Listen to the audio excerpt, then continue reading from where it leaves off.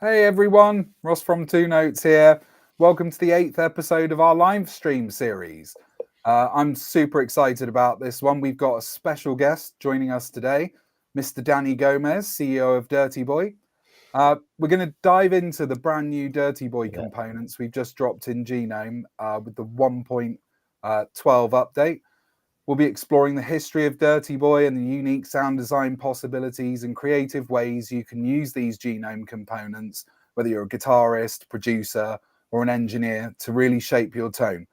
As ever, joining me is Two Notes CEO Guillaume Pille, and together with Danny, we'll mix some technical walkthroughs with real musical insight. So whether you're new to Genome, a long-time user, you'll come away with a solid understanding of what's new, how it integrates, and how you can use it across different musical settings.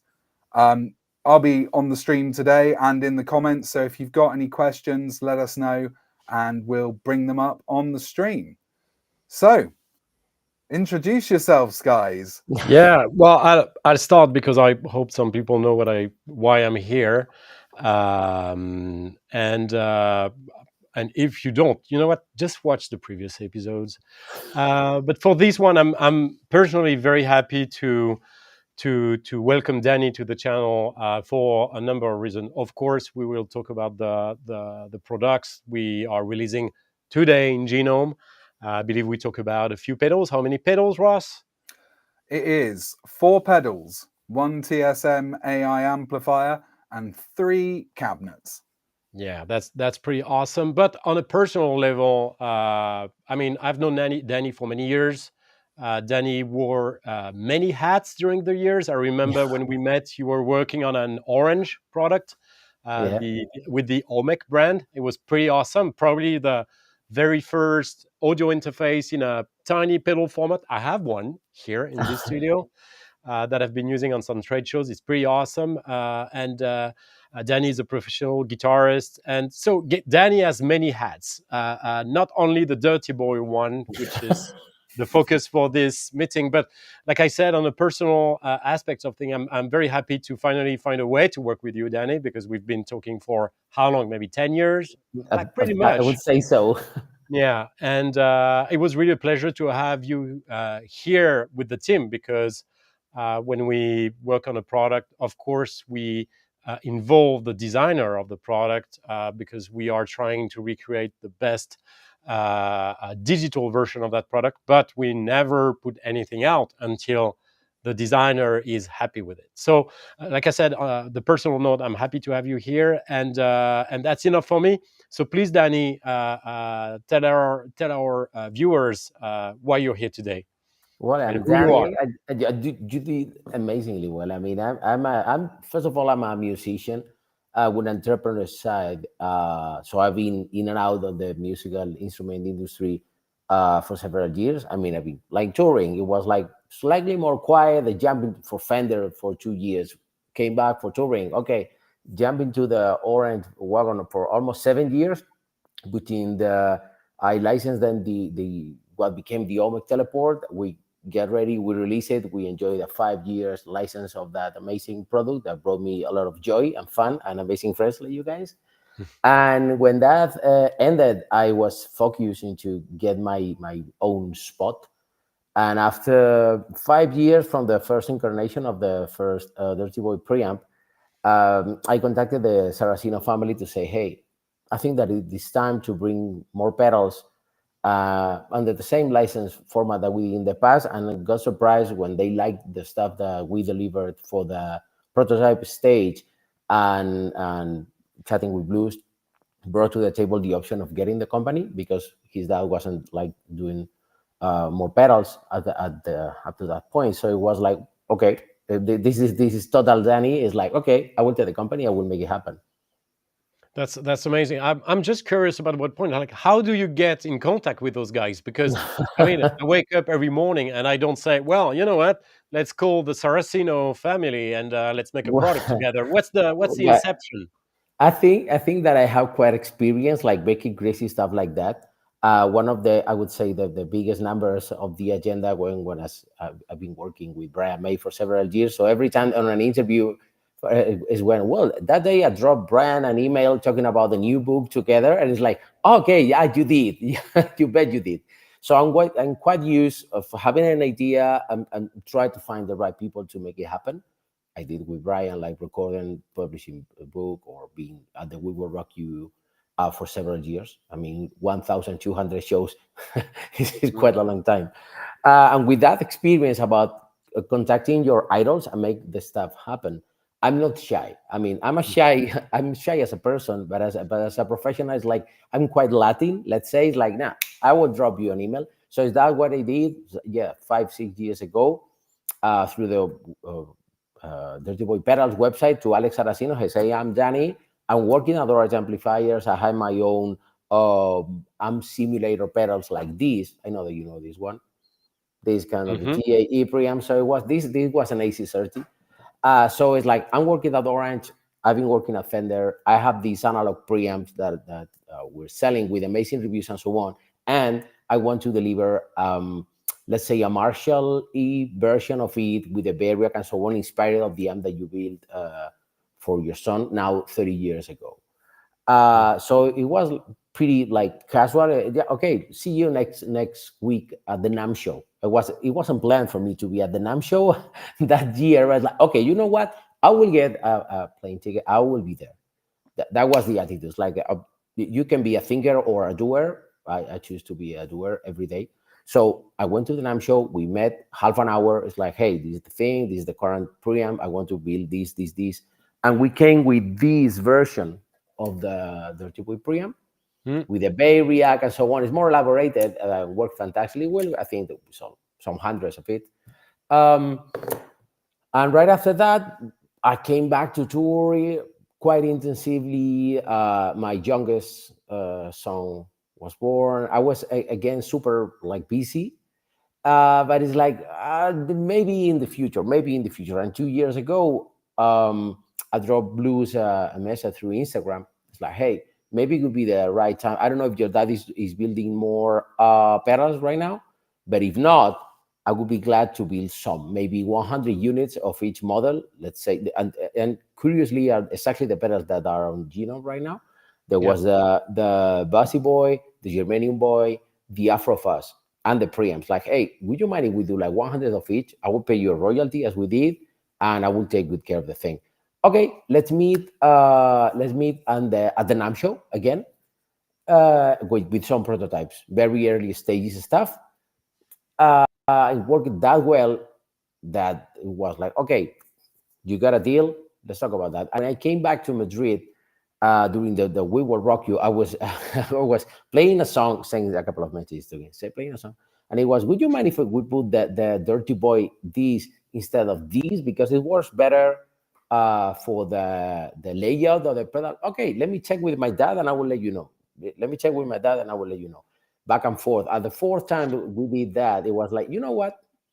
To me, I mean, your family to me. You're Danny Gomez Saracino from now on. But every time you ask for some change that I have to ask my dad has to reply, and Mm. I have to tell you, it's a pain in the ass. And I love you. Mm. I mean, I love you that much that what if you get a company and you can do whatever you want with the company? You can do toilet paper. You can do, I mean, merchandise.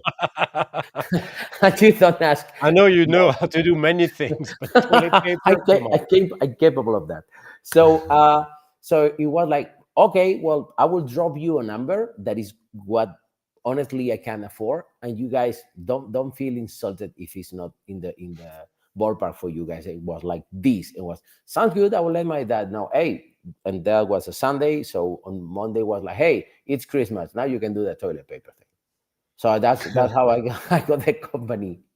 Yeah, because I was curious about the artist point of view because we know, I mean, we deal with many artists and we've been doing that for 20 years. Sometimes it's quick, but most of the times it take a No, long time. And not even I'm not even about talking about buying a company or a brand or but putting any together any kind of partnership. And that's Ross's job. And by the way, Ross is sorry, he's got some issues with his video, but he'll get back at some point. he's getting ready for a big surprise.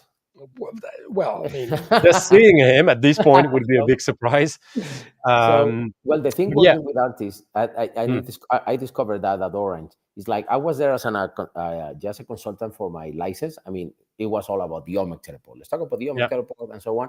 But I had no role at the first time on the company, and I was like pitching artists, but I was pitching artists as big as, let's say, Guns N' Roses mm, or Glenn Hughes or Steve Vai or whoever. I was trying from a personal email. I mean, at hotmail.com, mm, the email that you have when you were a teenager, and you keep that email your whole life. And I yeah, was contacting Doug Aldrich or Richard Fortus or whoever through that email. And that thing, not being under, let's say, a company umbrella, it was like a small guy from Spain with a broken English trying to get a super big star, but without the pressure of having like one of the biggest companies in the industry. Is that it takes the pressure a lot off. It's like when you are at the NAM show and you go to the bathroom and suddenly there's Steve Vai. yeah, Everyone is with the word down. I mean, the guy is not expecting that someone wants a fucking interview there or taking a picture or get an autograph. Guy is a guy. He's a humble guy. He's doing his stuff. So when you get the people with the word down and just you come and humble, it's like, hey, you won't believe this, but I got something that is being licensed by Orange Amps, and I want you in. I mean, uh, would you mind? And I was just asking to RT relations, okay, would you mind to send a unit? And I was like setting them up. It was that new. Back to that day, it was that new mm, uh, that the Orange team hadn't a clear idea about to how to set up the thing. Okay, you have Richard Fortus and he has the unit. Okay, what goes next? So that what went next, it was Richard called Danny on the phone 3 a.m. in Madrid, and we were setting up by phone, not even a video call or mm, sharing the screen. No, no. Okay, you open the thing, try to change the buffer size, and suddenly, while I clean MIDI polyphonic MIDI with no MIDI picker was Eureka, we did it. But it was that analog into digital realm, I would say. yeah. It Well, was there and charming. no, it's I mean, it's always funny. I mean, you can never know, but what's for sure is that you need to put a lot of time and energy to make it happen, and that's the secret here. The Also, I mean, you mentioned it quickly, but before working on the Dirty Boy pedal, and that's because people need to understand you have that double, again, I will say, hat, because you are at the same time you're a professional guitar player and you play very well. That's your job, and I mean, you have many shows to prove it. And at the same time, you're a product designer. And I mean, we talk about the teleport, but you mentioned also the preamp you worked on. And I Yeah, the think I have DAE one. I think I preamp. have the AC30 Yeah, analog model, some sort. I have it in my you do. office. You do. You do. And so when you go into that Dirty Boy adventure, you have all that experience with designing several products, both in the digital and analog world. So when you start the conversation, you know how to make a pedal and how to make it sound good. And that, to I me, I mean, definitely know what a players need. Let's say that is that what I can put on the table or what is a good tone. I yeah, won't say that everybody needs these or not, but I know one thing or two about tone. Is like I've been doing that many times that I know what to expect, not just from a player perspective, but from a musical director perspective. Like, hey, you're playing with more people. You need something that cut the mix. You need something that sounds good out of the box. You need something that has no crazy complex menus and delivers good tone and is roadworthy. hmm. It's like the teleport. I mean, you can drop these on a fucking Guinness pin and it's probably and it's working. No, but that's good. I mean, if you aim at something that's hard to destroy, usually you're right. I mean, we know that people come with very creative ways to mess with product. And if it's not them, it's the plane company. If it's not the plane company, it's the baggage guy or the road guy who just. Yeah. I mean, and accidents happen. I'm not saying anybody's doing that on purpose, but No, but you never the know. It's crazy yeah. ways to avoid warranty. No, we know the products suffer a lot on tour. Even if everybody wants to be extra careful, but that's just how it goes. It's not like having the stuff plugged in my studio behind me. I mean, none of that is in danger. But the minute you Yeah. leave the office and you put it in a truck, No, no. You never know. You never know Well, what was. we made the bet with ourselves when I got the company. That is, we guarantee every dirty boy pedal for life, for any second hand, third hand, even units that are being out for 30 years. You have a dirty boy pedal, you can ship it, and we will cover it. And I can say that publicly. Blues knows, his dad knows, everybody knows. It's like, you have a dirty boy pedal, and it's covered. Why? Because two things. We are super proud about what we deliver, and we know about the quality. And second, is the only way to have access to some unicorn units, because there are not many. I mean, when I got the company, I got no schematics, I got no art, I got no anything. I had to find my own way to recreate all that stuff. And part of that was reverse engineering our own stuff. So it's like, hey, your pedal is warranted. It's not working. Send that pedal. I will learn on the actual unit, and I will check it out. I will compare with the many schematics that will be delivering from different, let's say, Germanium boys, and I will Mm. know what a unicorn Germanium boy is, and we will be copying the very best unit every time. So in the other four, we decided to guarantee them all for life.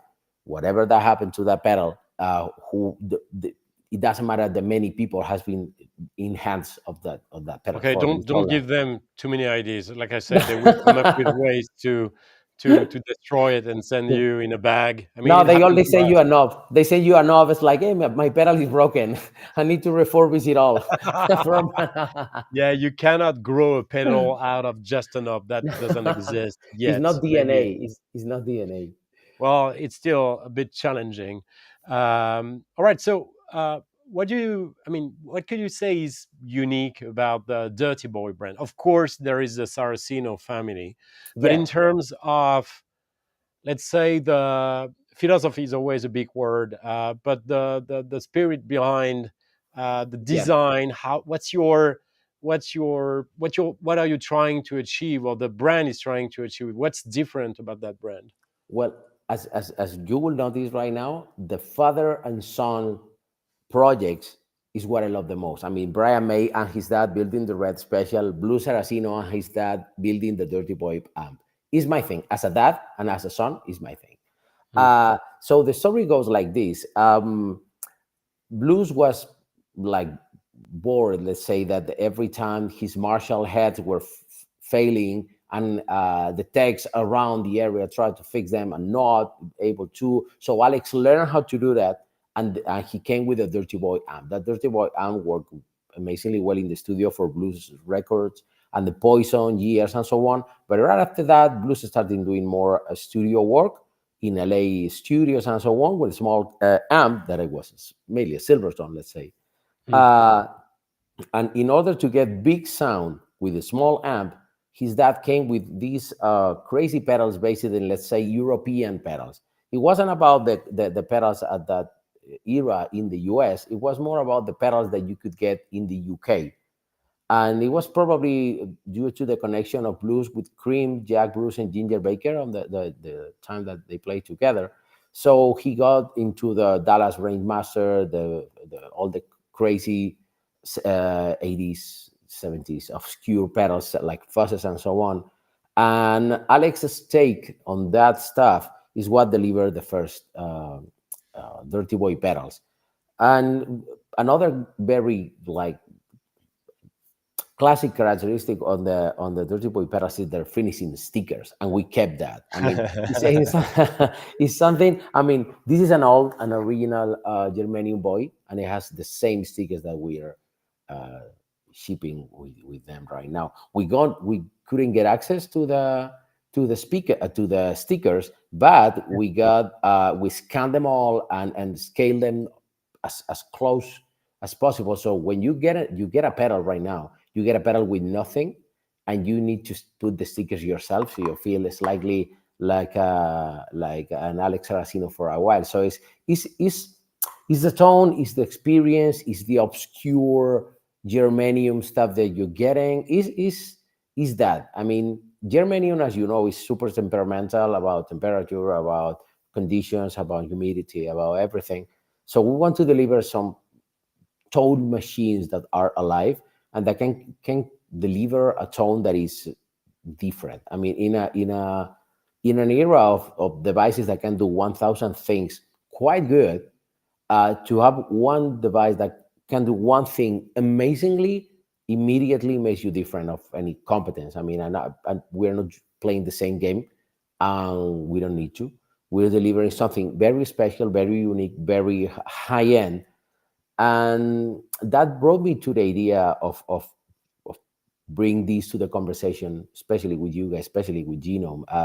It wasn't a thing that was like, okay, let's try, let's see who's interested to deliver this stuff. No, I know these guys are crazy enough to put the time, to put the 10,000 hours to master what that germanium pedal needs to be captured to a digital domain. Other than that, it's like a picture. I don't want a picture. I want the DIN IR treatment on the pedal, every angle, every little subtle nuance.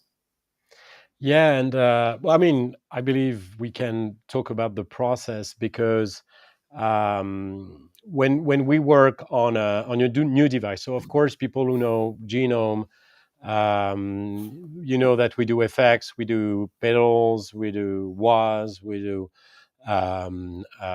many other effects, and of course amps and cabinets. Most people know us for the Dynara technology, but we also have many other effects. And I'm just a little bit worried that the stream seems frozen, so I hope it's still working. It is working. We lost Danny, maybe. We've lost Danny. We All lost right. me, and then we lost Danny. It's it's not our best one, but I think we dealt with it quite well, Guillaume. definitely interested. Well, I keep talking. So when we want to capture stuff, we use several kind of technologies. We use electrical modeling. We use algorithm like classic DSP algorithm, and more recently, I mean, for the past 2 years, we've been using also neural networks. So some people say AI. It's not really AI. It's a very simple kind of AI. Danny's back. So for Danny's product, we have to usually the approach we have to design something like that, and I think it's twofold.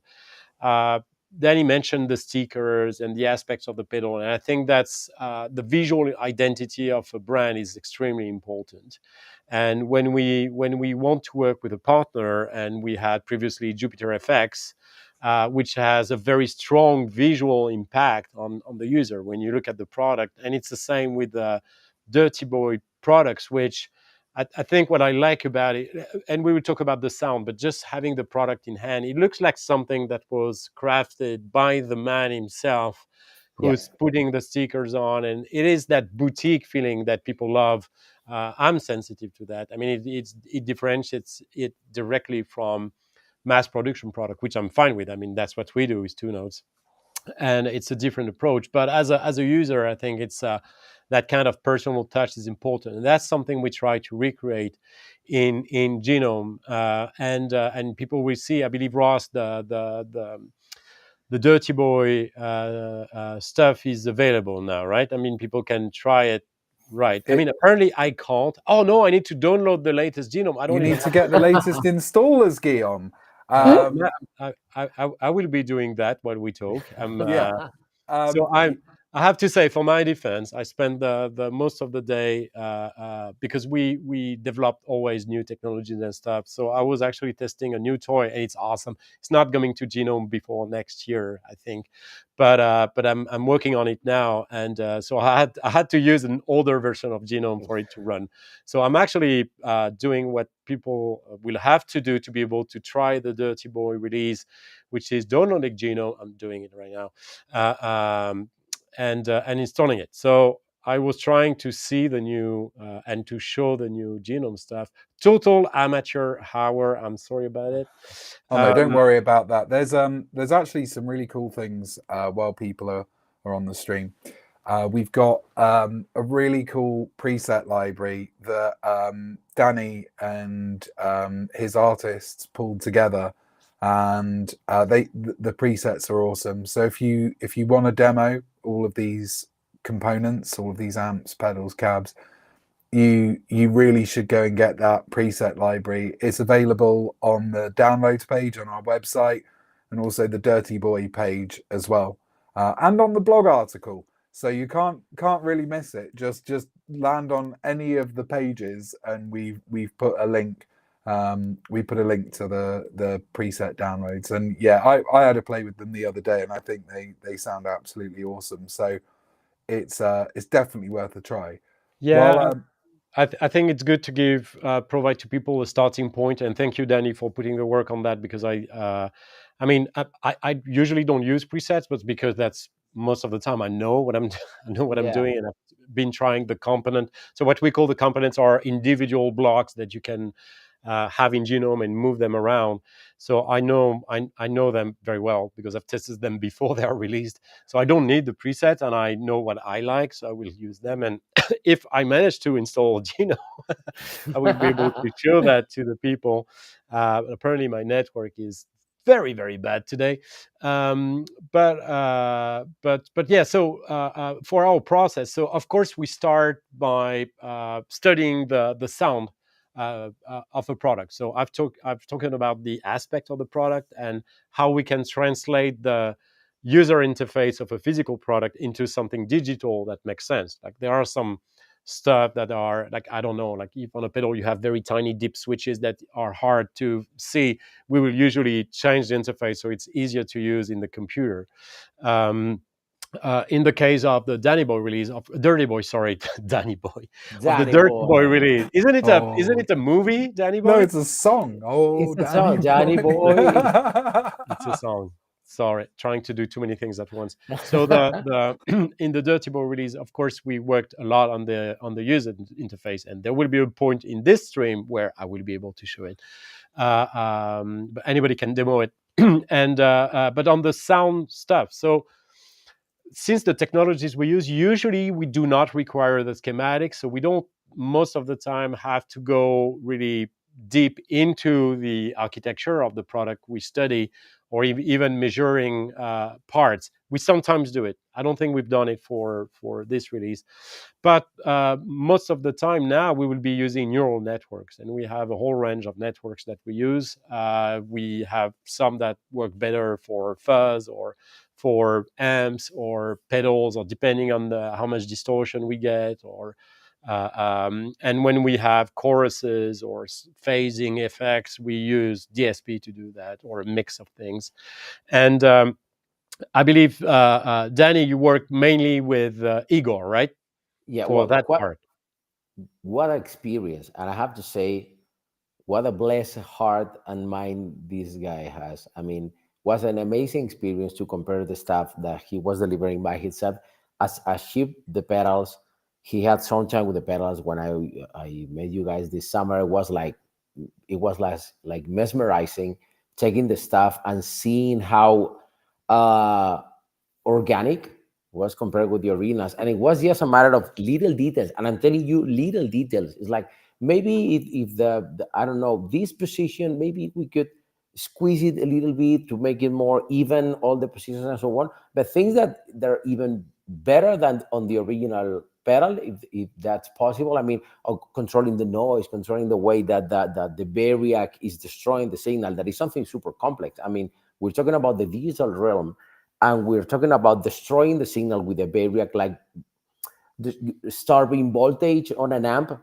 So I mean, we have an amp, you have like a variac, but you're reproducing that on a pedal that is being reproduced digitally. I mean, it's like 3 times the replica. It's like you make a copy of your ID card 3 times, and you suddenly you're a minion. You have no face, you have no all on your architecture. So listening the pedals, like you're expecting. I mean, I use these pedals every day of my life from the last 1 year and a half. It's like I know what to expect. It's like it has to be no. You expect something because I understand that the customer that tries something for the first time is like, it's always exciting, but I know what to expect. Like dong, and you need to hear how the variac turns the signal into almost 8 bits and suddenly dies.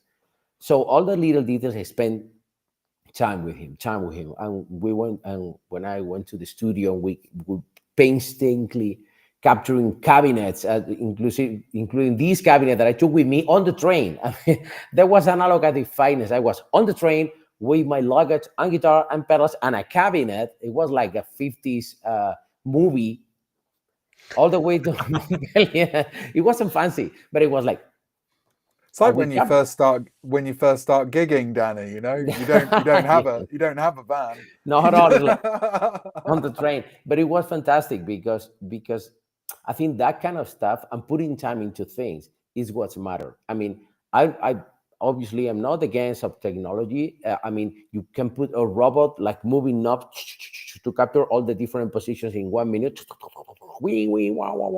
I like that. I love that. It works fantastically well for high gain amps, but not for these crazy Germanium pedals, or not for these half destroyed cabinets like the 2x12 that we have on Gino right now. That basically we need to open a 4x12, destroy two speakers, like disconnecting them, put the back again, and capture the thing with all the out of phase things happening inside the cabinet. And that thing is magic. I mean, otherwise it's just flat. And with that, it's magic. It sounds better. And the response I've been getting the last weeks of the people that I trusted to try this stuff. I mean, I'm not clearly, I'm not the right person to evaluate up to that point, because I know the pedals, I know to spec. But from people that are fresh, it's like, hey, you try this stuff, let me know. And everyone said it's the best digital stuff I ever tried, because it sounds as organic that is almost so analog. Yeah, Boom, it's and like, you know what? To do that, I mean, and that's the thing. And Igor, so Igor was on the channel. I don't remember in which episode, but Igor is really the man here building that stuff. And I think there, in the stages of developing that stuff, of course, we have some core technologies that we use, but every time we have a new product, we need to figure out which one would work better. And usually we end up with a hybrid solution where we use some technology to do a part of the product, some other stuff to do some other effect, and then maybe some final correction, EQ, whatever, compression and stuff. So it's always a mix of many, many things. So actually, when you look at the inside of the genome plugin and the inside of one of those effects in there, it's actually many, many, many blocks that make sense together. But that's the magic part of it, which is more like sound design. So Igor has some basic bricks, and sometimes we need to create new science to be able to get to the point where we are happy with it.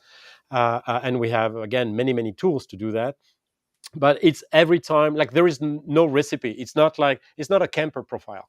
It's not like yeah, you push a button, you wait to get the result and you have it.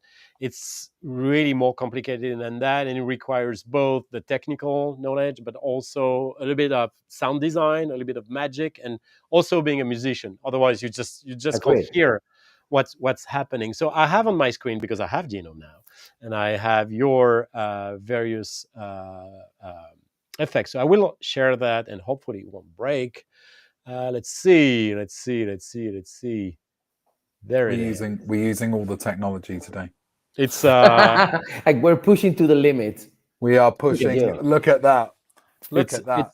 it's amazing. So, well, I mean, when I first used them some time ago, when we were at the prototype stage, well, first of all, it's an amazing carpet. I don't know, I don't have it here, so I don't know where we found it, but it's an amazing carpet. But Where more did important, the It's carpet over come there. from? That carpet is the actual carpet we used last year to build the first Dirty Boy pedals and put the stickers on them. If you go to our Instagram and go to back to last year, is my grandmother's carpet that is over there. So I sent the team a picture. So every time that you're using our stuff, you have my carpet. There we you go. know, that's a level of detail we want in Genome. And Amen to that. it sounds a bit stupid and unnecessary, but and that's how we build all our product, or we design our product. They all have a history, and everything makes sense. There's a reason for everything. I remember on the Jupiter FX amp, we had that Chris sticker on it. We have that Yeah, Chris sticker on it because the amp we capture is actually Chris's own amp. We have the number 0 that became a series of amp, but we did capture the number 0 because that amp has a history.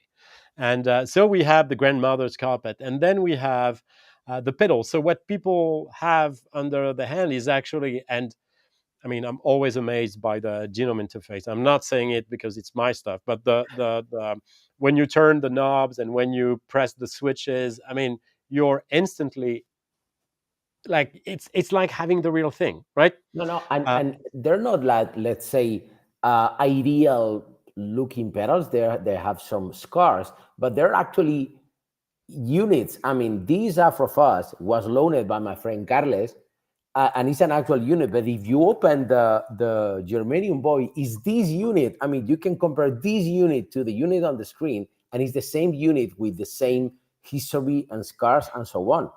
You know what I mean? We're talking about exact pedals, and this is the preamp one that we use for that. I mean, you can see the sticker, you can see the placement, you can see the little things. Is the very unit. I mean, you're not playing, let's say, a Dirty Boy preamp. You're playing my preamp, my unit that I took with myself. that's awesome. So let's go through them all. So we start with the Astrophos. So please, Danny, explain to us what it is. Okay, the Afrofuzz is Alex take on a fuzz face ish. Is a fuzz that does everything. Is not uber velcro thing, or it's like a fuzz that you can use pretty for everything. It's not extreme, but it's not soft, and it's super versatile, especially because the frequency knob that allows you to change the overall response of the pedal. I mean, can be extreme over high gain amps, but on a subtle crack amp is more than good enough to play whatever. And it's super dynamic. Even on if it's digital version, you can drop the volume a little bit down and you can get it more creamy. Okay, so what would be a good starting point? Like I just launched it, and I'm too lazy to get the presets. Where I like this guy. So frequency, let's try slightly over noon. Let's go okay, 4-ish. 4 is my way to go. okay, I will drop level at noon. okay. So around That's it. here. Or you can double click and it goes to noon. That is correct. Thank you for telling me how my software works. You double click and it goes there. That is true. I just spend my time with your stuff. And fast That's what you and said. No. and Okay. fast I would go slightly over noon. That would be my take. Okay. So pretty much almost everything in the middle as a starting point. That's great. It works to I me. mean, okay, that's awesome. So we have that first fuzz. Then we have the Buzzy Boy here. Okay, the Bassy Boy is more about the fizz than about the fuzz. It's not like it's more defined, it's more liquid, and it's based on a crazy take that is more about three very old germanium interlinking to each other, creating like a live beast inside of that. It has no on the original pedal. You have of the FX out, but it has no master volume, so there's no way to get unity gain Mm. with the original pedal. So basically, it's like ding, ding, ding, whoa, whoa. So it's not a pedal. You get the thing. See, I don't need to So plug a guitar. I mean, we have no, Danny. no. Yeah, it's like it's air guitar. So it's like whoa, whoa. So it's too much. But it's a too much that you can control later with the volume on your instrument. But it's not the kind of Ah, pedal you're turning in and out like a booster or an overdrive or whatever. I will go for frequency on the second. Balance is slightly over noon. The timbre stuff slightly more than noon, and I will go for that. It looks good. Yeah, frequency at 2. okay. So It has frequency has 3 three levels. steps, right? Yeah, so I will go So for the so we go second. in the middle. Yeah, it looks good to me that way. Yeah, timbre could be slightly more, but it's a great starting point, and obviously depends on the amp you're putting that in front, as whatever the all the stuff that we have. It all depends on the amp.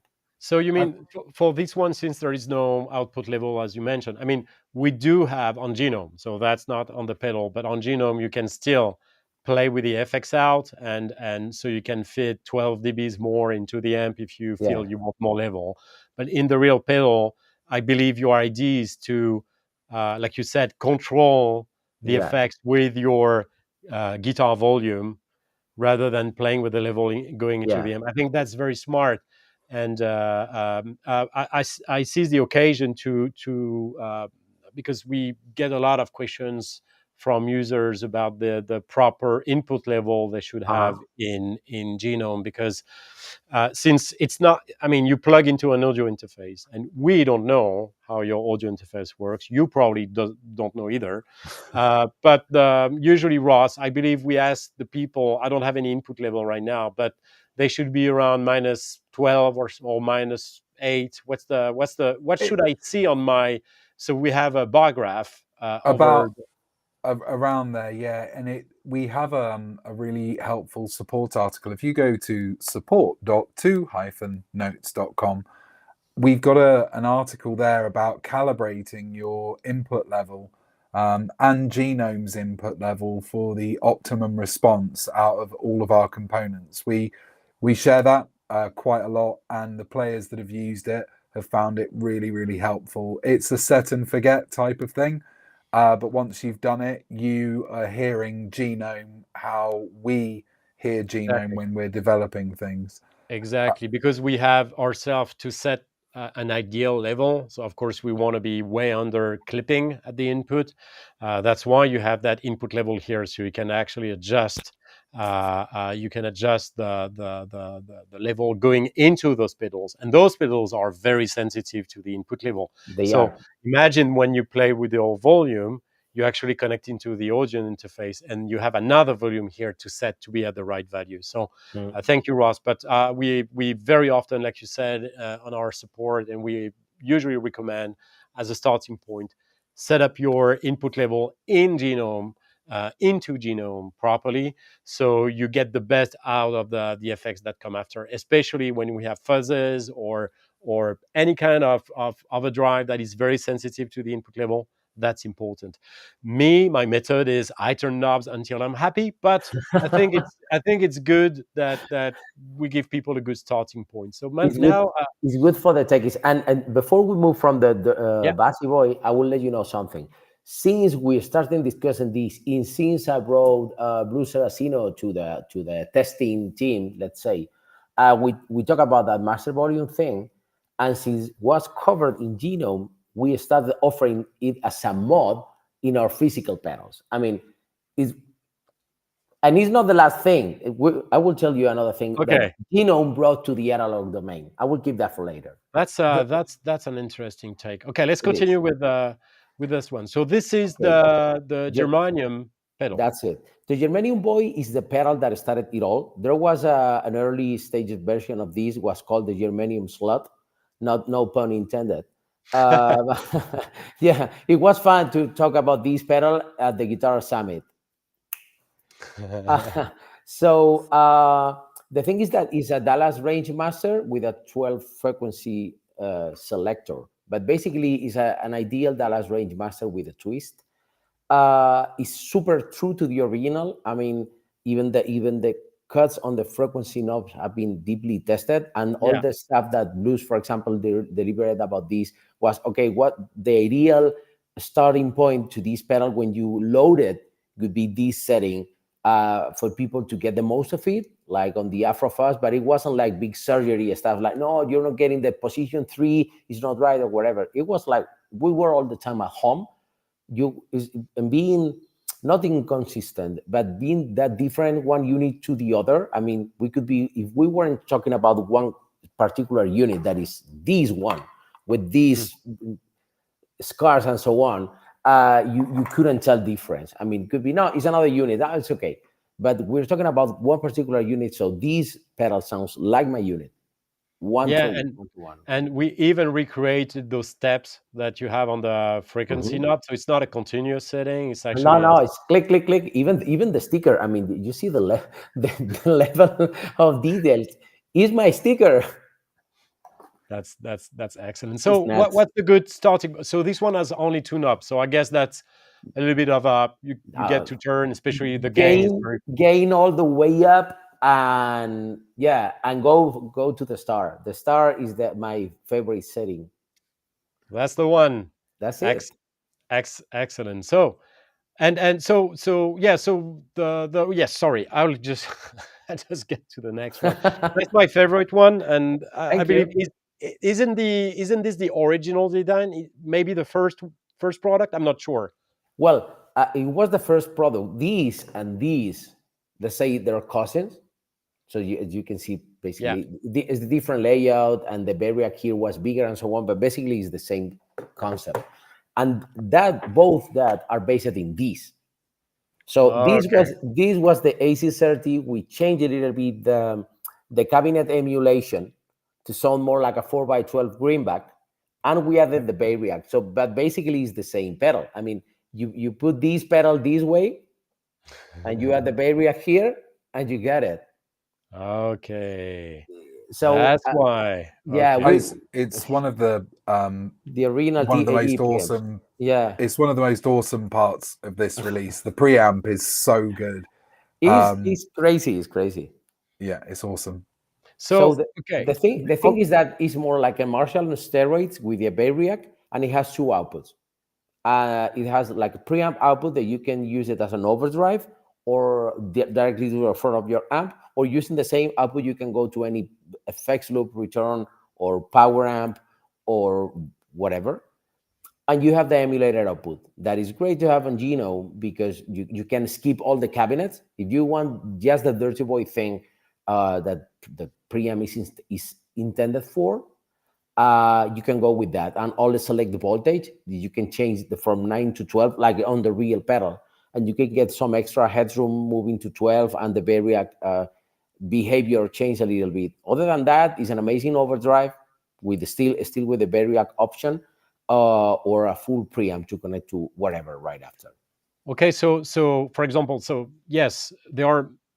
I mean that interface is busier than the others. So we have at the top. I was playing with it. So we have that preamp output and emulated output. So in that case, for example, if I'm using the emulated output, after that, probably I will not use a real amp. I mean, in No, genome or cabinet, straight no. into some effects and stuff. Yeah, in this case, I would use that. For example, in the real world situation, I will go to the front of the house, maybe with a stereo delay or slap little tap delay right after that to make the things even more stereo, and that's it. Okay. On the real pedal, you can use both outputs at the same time, but there's no need to on Genome. Mm. But you can go directly to the some effects, and sounds great. I think that I did that on my main preset that I share with you guys is that with just a little bit tap delay, and it's more than enough. It's like guitar preamp, pack, slightly ping pong delay, and it's all good. I But know the preset you mean, Danny. yeah, It's great. and it's nothing. It's Yeah, a it's really guy, good. a guy with his preamp, and just Yeah, the it's great. preamp and a stereo delay. It's like gong, gong, gong, gong, gong, Yeah. gong. Slightly nothing, but suddenly you can actually see the one pedal can do the gig. I mean, you have enough gain just to play lead. You can back a little bit the volume down, you are into the rhythm thing, you back a little bit more, you're into the crunch or even clean stuff depending on your playing. The Bay React, if you don't go like super loud that you're destroying the signal, it's just a matter of probably harmonics and dampening the things a little bit. On full, you have a happy amp, happy life. But if you're around noon, it's more the Van Halen kind of things, like you're getting more even harmonics, you're getting more mojo stuff. And if you're moving to the first third of it, it depends on how you play or even how you set up the voltage selector on top, that you can get more 8 beats kind of thing or more giant stuff that is great to guitar layers on recordings and so on. So yes, because okay, I'm guessing the gain, tone, and volume that's pretty self-explanatory, but we have a 912 switch Yeah, at the top, and of course we don't change the voltage in the software because that makes no sense. no. But we know that the pedal will react differently. How would you define the main difference between the two? If you're working at nine, let's say 9 volt full variac is the let's say the regular amazing tone. If you do the same but at 12 volt, you're getting more headroom, so it's like less gainy-ish, is more say brown tone. And if you start playing with the variac, you can find that the behavior is slightly different. It breaks in different spots, and the harmonic content is slightly different. So I will go 12 volts, and I will go around the like 2 o'clock for the Variac, and that would be like, yeah, Van Halen territory, about both about gain, about grain, about the feeling of the sponginess of the pedal. I will go for that. Tone is great at noon, slightly more if you have like a dark guitar and so on, and volume to taste. Excellent. And now, so that's the big baby. And when Danny came to visit us in Montpellier, he had, so that's the stuff you had with you in the train, right? That's it. That's exactly that cabinet. And the idea was just to capture the cabinet. But in previous discussions with Ross and with Igor and so on, well, like maybe to have like a proper exclusive amp could make like the full bundle instead of having just the pedals or just the cabinet. The cabinet is something that I've been in tunes for such a long time, and the pedals for Genome was something that new that could be worth by themselves. But maybe the missing link was to have like a proper amp, not based on anything else, but something new. Since I had this cabinet that is an actual, it's not an amp, it's a cabinet with knobs to look like a Silvertone. But so when we capture the preamp, and since you have the technology for a power amp, we put it all together and create some kind of Frankenstein. So this is the Dirty Boy preamp with a 3-band EQ and a power amp. And this is the second thing that came from digital to analog. And I think, as far as I check, that is the first time that a digital product turns into an analog product. So we are ready to release the Silver Boy preamp. That is basically that virtual amp analog. That is the preamp with the 3-band EQ. So it's basically the same features of the digital. So now we're analoging digital. You realize that you're running out of space on that tiny pedal, right? I mean, you really need a bigger one. Yeah, it's a pedal not for the faint-hearted. You cannot like be like kicking all the time. So we came with an idea that is the pedal toppers. So now we're using pedal toppers to make it a little bit safer. Other than that, you can kick them also. We're having this cakes one. Very nice. Very nice. Come on, I want it in Genome now. But Danny, is that pedal available? I mean, was it released already, or are you still working on it? You won't believe this, but we've been keeping this thing until Genome was released with the Silver Boy amp. So now, if you like the digital, you can get the analog. That's awesome. That's absolutely awesome. I mean, that's the beauty of the digital stuff, because it's so easy to try things. I mean, you don't have to solder anything. You can just move around, add some controls, remove them. That's how we build some of our TSM AI amps. Like, we figure out that if a control... What if? It's like, what if? Let's see, what if? And it working that well.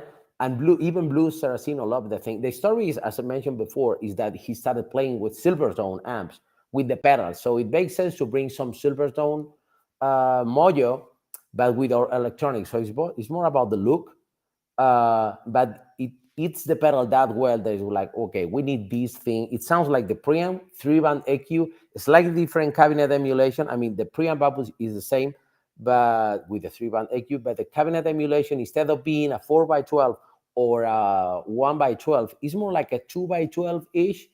So it works great for the box AC30 flavor. It works for the Silvertone thing. It works for the 4x12. So yeah, we're adding a couple of more gizmos to it, and it's ready to be pre-ordered from now on the website. But now that we have the software out.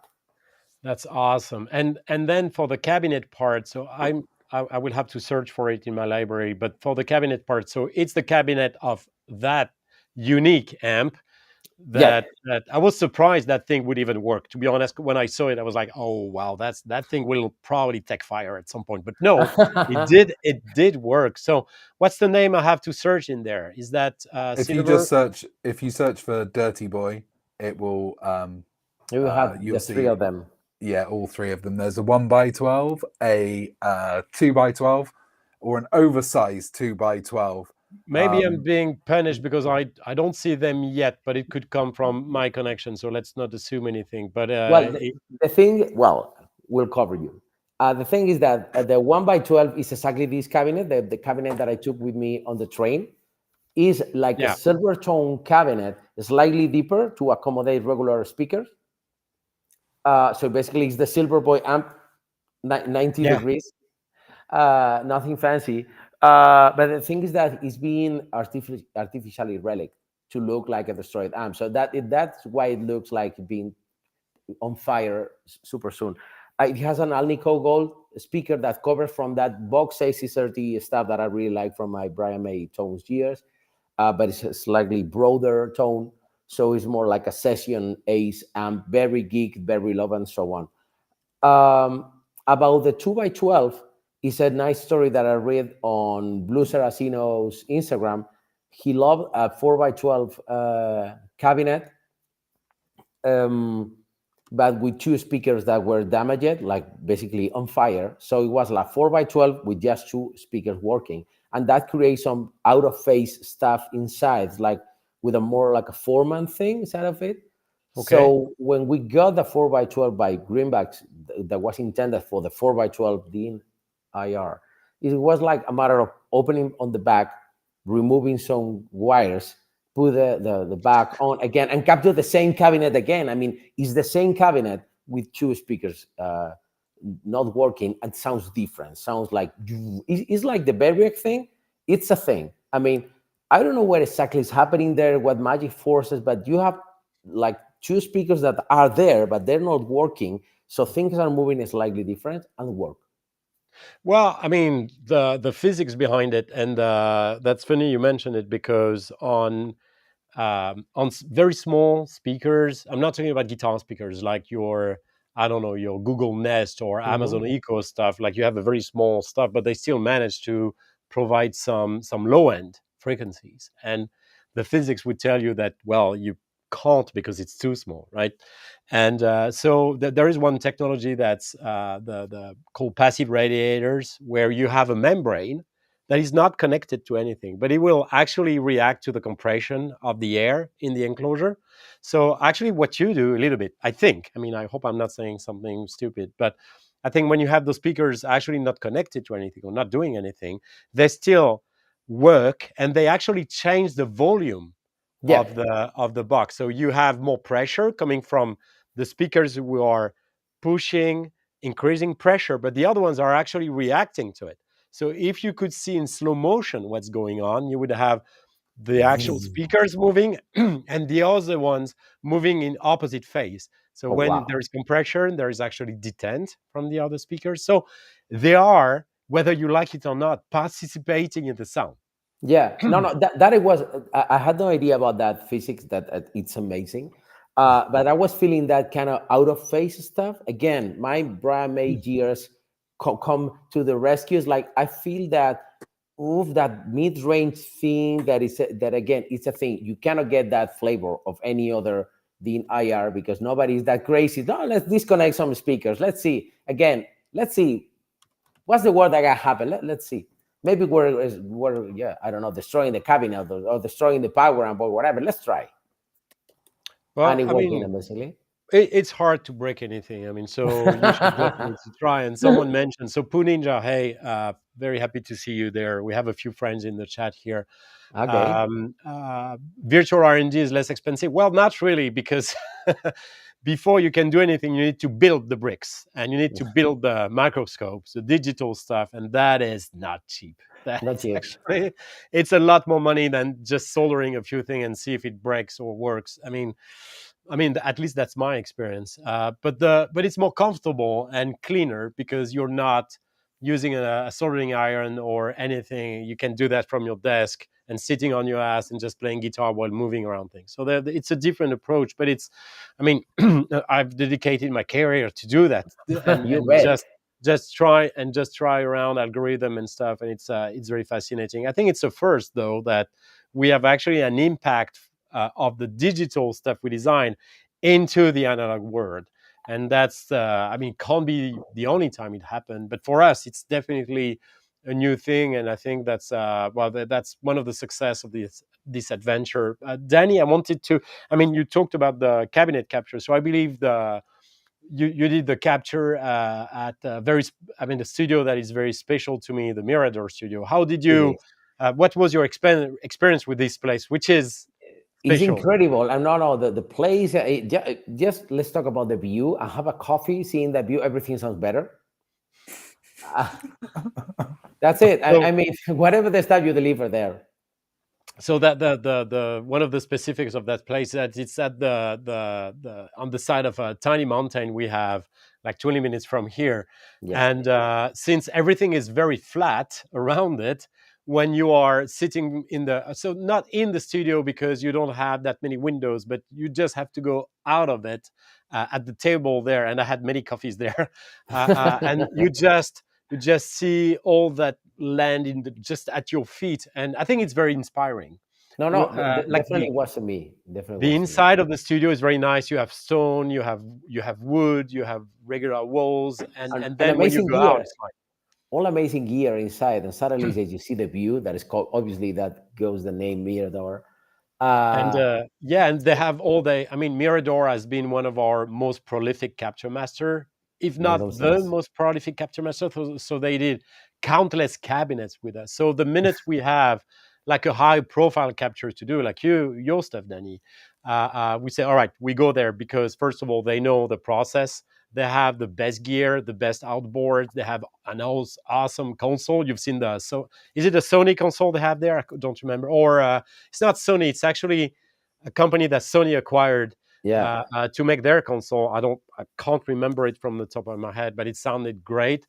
And every time, like I said, every time we know we want the best sound, we just ask them, and they are very good friends. But haven't been there for some time, and I need to go. But they also have some very cool guitar amps and cabinets. So They have all if the you are good stuff. All the yeah, good if stuff. you are into vintage sounding stuff, they really have everything. And also the That is. experience going there is No, something. no, Parking your car is not great though, but no, it's not. No, It's not. But no, it's not. fortunately, I had Rafael with me, because other than that, it's like that. You rent a car and you go over there. Yeah, yeah. Yeah, yeah, you need to go up that road. And Ross had I to park drove the up it in a van. van. Nearly died. And said, Yeah.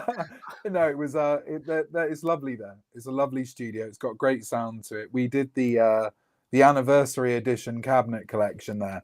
And it's one of my favorite cab collections that we've got. And that's all in Genome, by the way, guys. You get that with the standard Genome license. But no, I think it's we're really excited for this, our users, to see what this Dirty Boy release sounds like. I like the fuzzy, nearly chaotic tones. That's right in my ballpark. And after playing these, they hit the mark on everything that you want. Yeah, and Ross, I'd like to say hi to a good friend, because he was there in the string. Paul Di Maio. Sorry, I'm losing my words here. So I believe Paul was there. I don't know if he's still there in the chat, but of course, Danny, you know Paul. yeah, definitely. And so, hi, Paul. So, Paul, well, we're working on something with Paul. I can't say what. Oh, I like that. But Paul is involved with. I mean, I've known him forever, working with different audio companies, always high end stuff. He's very specific about tone and everything. So it's only the best companies he's working with. So. Paul, thank you for being here. But I believe there will be. I see in the future a possible streaming where he's involved. So I can't say too much about it. But what do you think, Ross? 100%. I won't say anymore. No. I probably said too much already. There was a question I had, which is because we always have that digital versus analog debate, and I think technology nowadays, the digital one. I mean, the analog. There are still some things we can do with analog stuff, and sometimes the beauty of the analog product is that there is a bit of a chaotic aspect about trial and error and finding stuff you weren't searching for. In digital, it's sometimes a bit more complicated because like happy accidents in the digital world are less likely to happen. But the what's your take on it? I mean, obviously, Danny, you're not against digital, otherwise we at wouldn't have the all. conversation. But do you think the I mean, how do you see the future of our industry, at least our little guitar industry? I mean, how do you see your rig evolving? Do you think you will have more digital? Do you think? I mean, to me, there is a place for everything. Like mixing analog is and digital. That's where, like, taking the best. I'll give you an example, and of course, I'm preaching for my church, but the I think it's hard with analog tools to do something as good as the dynamic we can do or the convolution stuff. It's hard to get the same It's stuff. hard You to get a beat. good sound. Definitely, it's hard to beat. Yeah. Yeah, you get a good sound with analog modeling, like speaker modeling, but it doesn't really sound like a really mic'd speaker. Like you can't get the room, you can't get the early reflections. So the convolution, or of course, you can use neural networks now to do cabinets. I mean, there are many ways to do it, but the digital world kind of wins with that. And like same with reverb, like not everyone can have like an entire room with a massive plate to get plate reverb, and the digital reverb wins just on that aspect. Or even the very good spring reverb can be great. But for of course for amps and pedals, well, I think the analog world still has something to say. But how do you see your own rig? So you still play, of course, but how do you integrate both? Or how do you see things moving in the future? My rig, let's say that I have to take on that. I have my flight rig is probably analog front, digital end.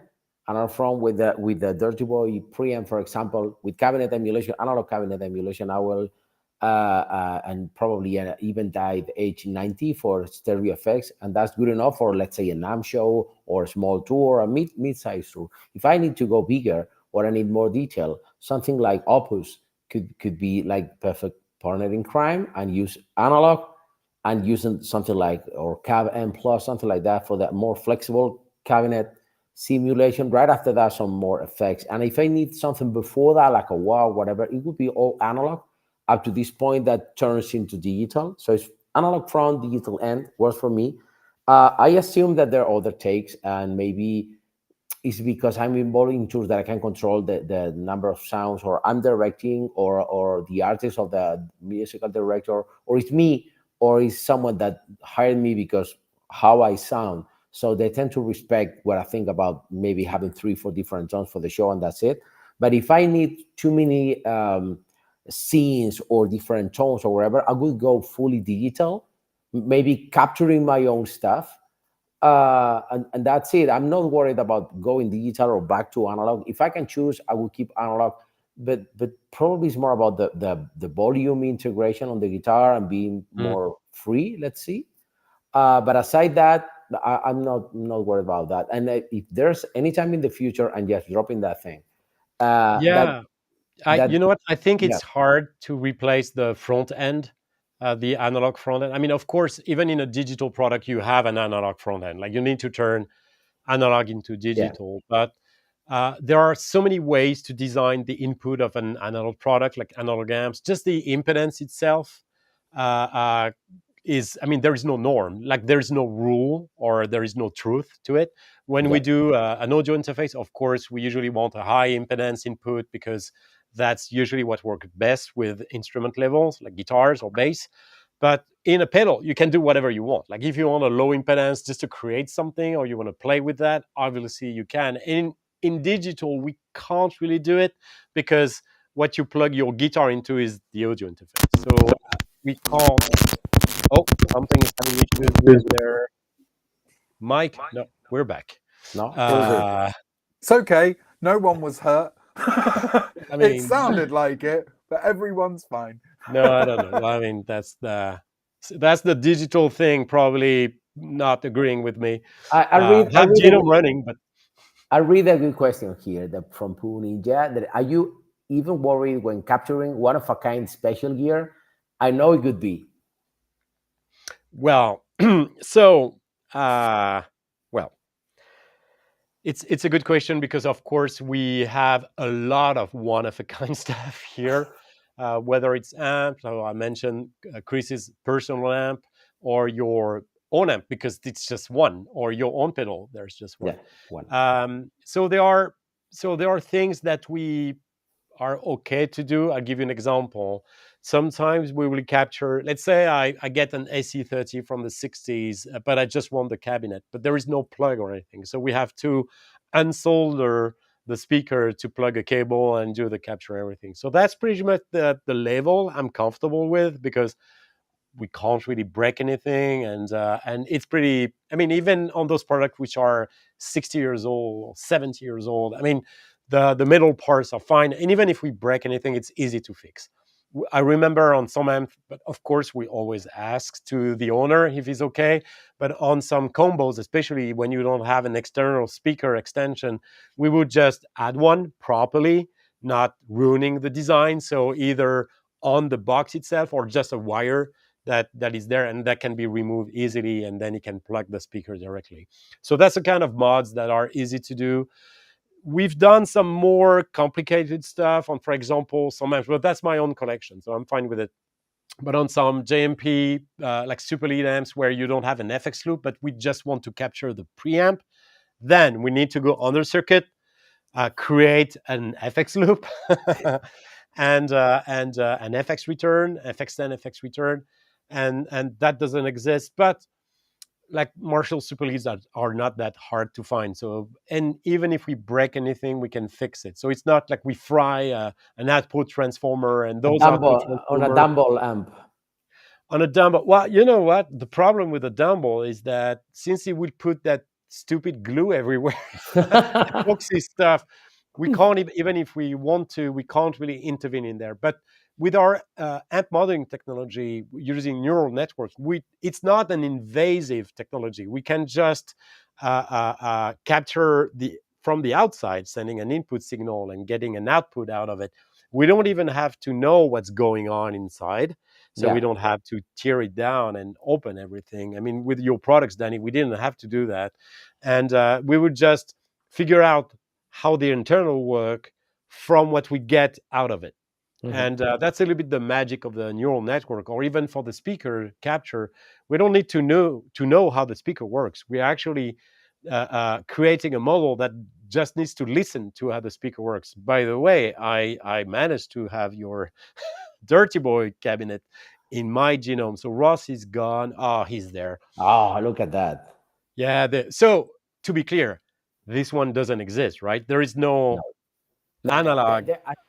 You just the thing is that I saw a post at Blue Saraceno's Instagram feed talking about a cabinet that lost a couple of speakers. They were blow up, and he had a cabinet at the studio. And since we had to capture 3 cabinets, and I wanted 1x12, and we needed a 4x12 to cover all the classic Dirty Boy gears, let's say, we have the missing link of a 2x12. Mm. What was the magic about having like any regular 2x12? And that idea came to my mind. That's what I do. I'm all day getting ideas. All the stuff that we were talking here is more or less ideas that I took and put together. So it was like, okay, I need a destroyer cabinet with just 2 speakers. Will be half the boy, half the green boy, and we can manage to make it happen just disconnecting a couple of cables there. So I tried in Madrid. I liked the thing, and when we arrived there, it was like removing the back, as you said, taking a couple of cables, even not need to desolder. It was like click, click. Sounds good. Let's capture, and that's it. No, it's actually pretty simple. So to finish answering our friend asking about the stuff, we always take extra precautions. So when I mean, with any amp, I'll give you an example. It's not necessarily like unique products, but we have friends, let's say Laney sending us, or Angle is sending us one of their amps. It's a new amp. I'm supposed to ship it back. I will make sure it's treated properly here. With respect. Yeah, usually I don't want to buy it, so I just want to send it. I have plenty of amps already, so Yeah, I bet. everything. And you know what? I'm very, so maybe I have I'm weird, but with my stuff, I will clean it, and I will. I mean, I don't like breaking stuff as much as possible, so I try to explain that to my team, which has to follow the same rule I'm following myself, which is to treat all the gear with respect. Of course, those are not animals or human beings, but still, someone put his heart into it. Maybe that's a unique product. Maybe it's a new product that needs to go back new as possible. So of course we will always take extra precaution. But basically we just plug stuff, turn knobs, clean them afterwards, and ship back. So it's a very simple process that does not involve usually opening the stuff, taking measurements. I mean, it does happen, but when we do that, we have all the gear here to break it and fix it if needed. so, so, so it's usually pretty safe with us. I mean, we had so many. I mean, how many cabinets do we have, Ross? Maybe 800? Over 8. I was literally about to say we're old hands at looking after what we call unobtainium, the stuff that there's only one of, especially from doing the cabinet captures. We're up to 800 now. A lot of those, especially our artist series ones, we've done ourselves, and we have to be really careful with that because you're getting the rarest of the rare, whether it's a Steve Stevens cabinet or one of Dave Friedman's cabinets that he uses to voice his amplifiers. Yeah. We talk about the personal collection, like the Dave. I mean, Friedman doesn't sell cabinets, so we talk about Dave's own personal collection. And I remember I have one anecdote. So when we did the capture with George Lynch, George had some cabinets he wanted us, and that's his private collection. Like nobody can get them. He will never sell them. All right.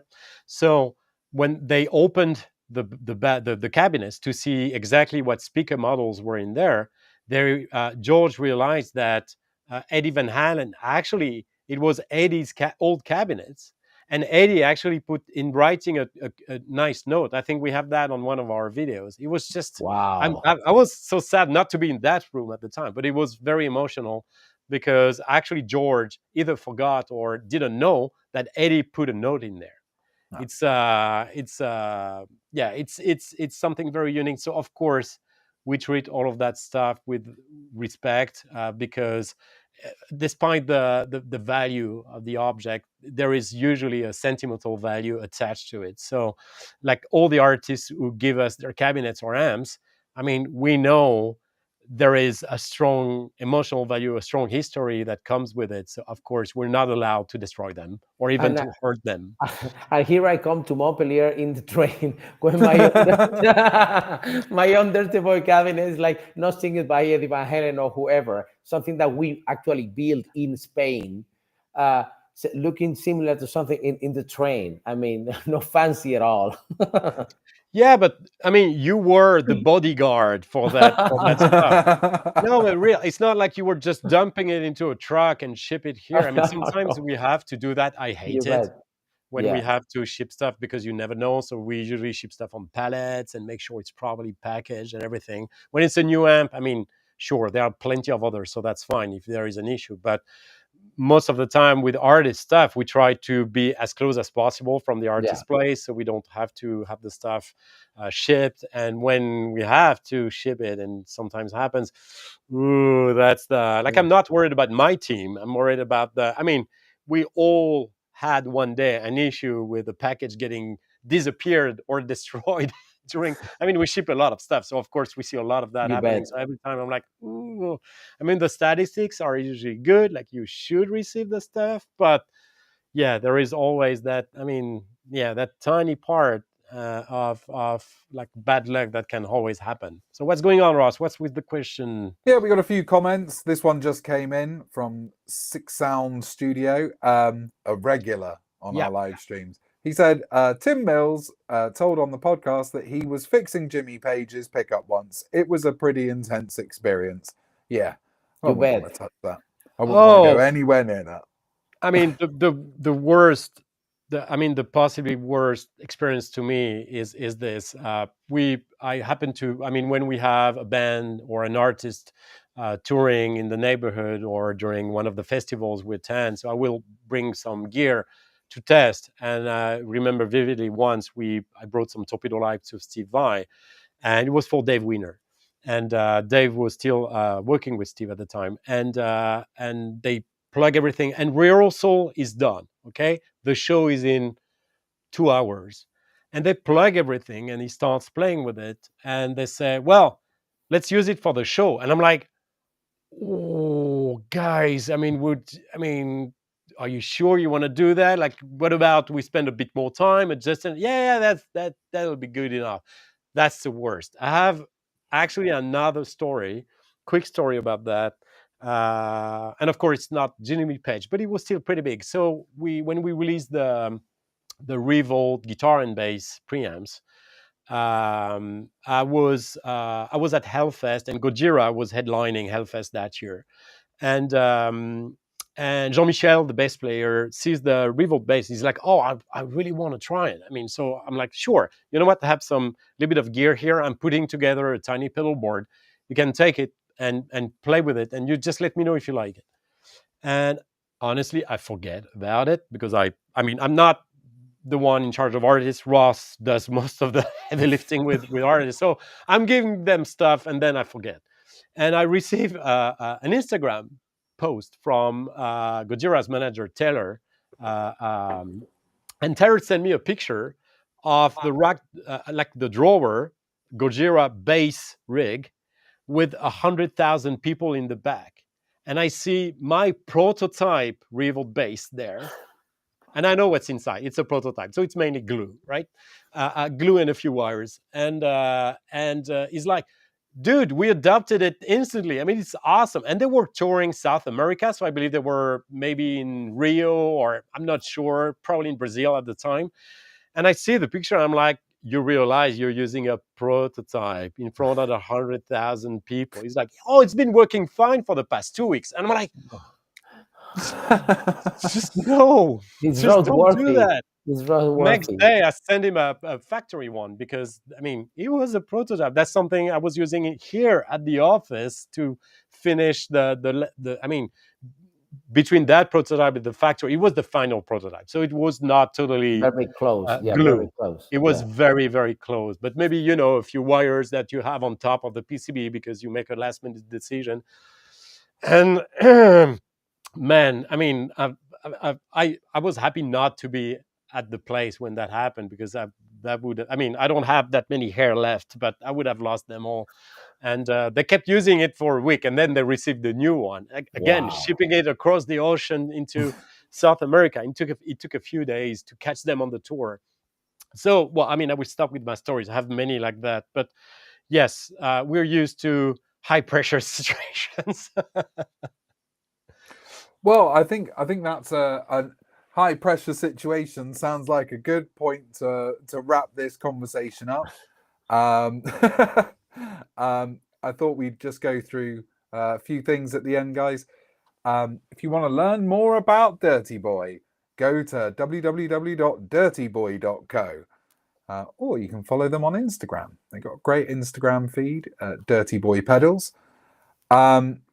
Dirty Boy's released under our Fairtone agreement. If you want to read about that, if you haven't heard about it, head over to our site. It's on the top of the menu called Fairtone. Go and read it. It's about our mission statement with working with brands.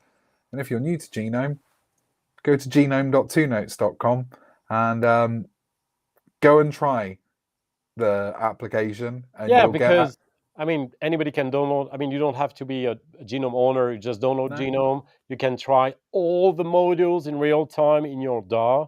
Mm-hmm. So you can try it before you buy anything. So, I mean, just give it a try. Yeah, it's take it from us, you won't regret it, especially with these new Dirty Boy components. Yeah. So I think that's it. Danny, thank you so much for Thanks joining for us having me. today. Oh, I love it. Every bit of it. All right. Wonderful. We'll be on the, as usual, Ross and myself will monitor questions. Of course, if you have questions, because most of the people see the video after the live stream, so we always take some time to answer the question. There are no stupid questions, so don't hesitate. And I can't wait to see the feedback from users on that release. But I'm very proud of it. I'm very happy to finally do something with you, Danny. It's awesome. Finally. And good luck with that brand. I mean, really, we believe in it. Appreciate that. Means a word coming from you guys. Really appreciate it. Thanks for trusting us. Wonderful. Thanks so much, guys. See you next time. Bye bye.